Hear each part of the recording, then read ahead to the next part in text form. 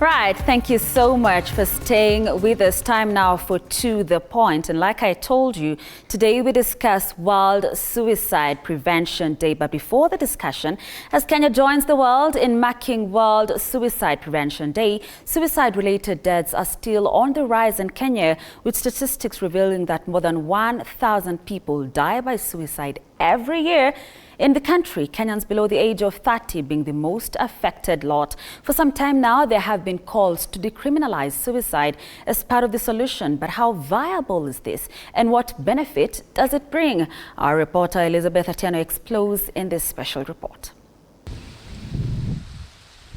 They say death is inevitable. We all will die someday, one way or another. Even so, 703,000 lives are lost to suicide every year in the world. For instance, between the months of April to June in 2021, 483 people died by suicide in the country. Every year we lose 1,408 people by suicide. The month of August this year was a dark month for Kenya, especially for those residing in the coastal region. 5 a.m. 10th August 2023, the Kilifi Bridge was a crime scene after 22-year-old Beatrice Neema Kalume died by suicide by jumping over the bridge. Kwa tumelala sote hapo nyumbani, lakini akatoka hapo saa 10 kasoro dakika 5. Akatoka nikamuuliza, na unaenda wapi, mbona umeshuruka mbio? Akasema enda kunywa maji. Mwambia maji yako hapo juu ya friji. Akasema sitaki maji ya friji. Nikamwambia hayako kwa friji, yako hapo juu. Akasema sitaki maji. Kagonga mlango na akatoka nje. Nikatoka kumwamsha yule kakake. Tunamwangalia hivi, huku hayuko, huku hayuko. Ndio yule kakake kachukua pikipiki kumfuata. Kamkosa, ndio basi ashaenda.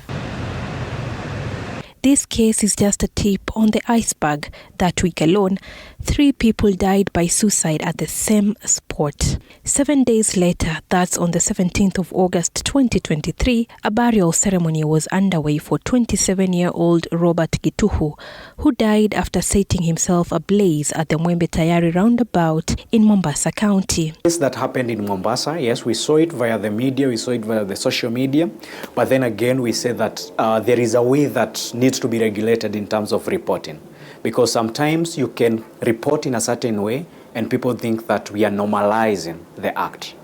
These cases paint the grim picture of the rising cases of suicide among youth in the country. The reason being, at the age of 14 to 30, that is when a good number of mental health illnesses start to, manifest. Siaya County is now on the spotlight after 39 people died by suicide in just a span of 1 year. Finally, this is also very, very tragic.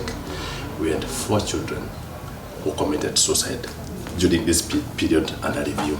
The male gender is said to account for more cases of suicide in the country, especially men under the age of 45. Arthur Gishiro is a psychologist at Chiromo Hospital Group and explains why this is the case. Men are more likely to commit suicide 3 times more than women. Why so? This is because men, in most cases, don't open up. The suicide cases for women are a bit lower because women still embrace the social gatherings. You find women going to chamas, you find women going to church, you find women at salons where they're able to talk and have these conversations. Section 226 of the Penal Code states that, and I quote, any person who attempts to kill himself is guilty of a misdemeanor and is punishable by up to 2 years in prison and or a fine.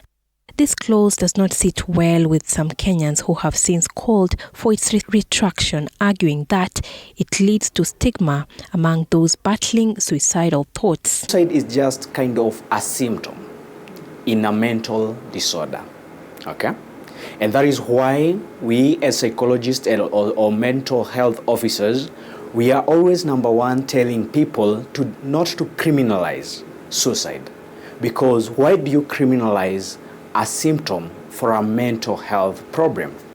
In February 2021, Kenya launched a suicide prevention strategy of 2021-2026, with the main goal being to attain a 10% reduction in suicide mortalities by 2026.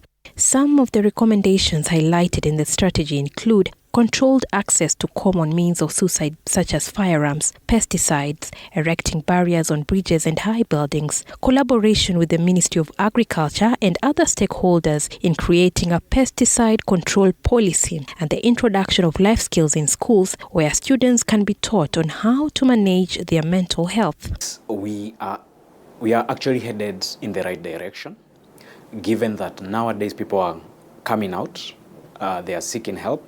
Every 10th of September since 2003, the world commemorates Suicide Prevention Day. This year's theme is creating hope through action. On this day, governments and respective stakeholders are urged to amplify their voices and create awareness on suicide prevention and encourage well-informed actions.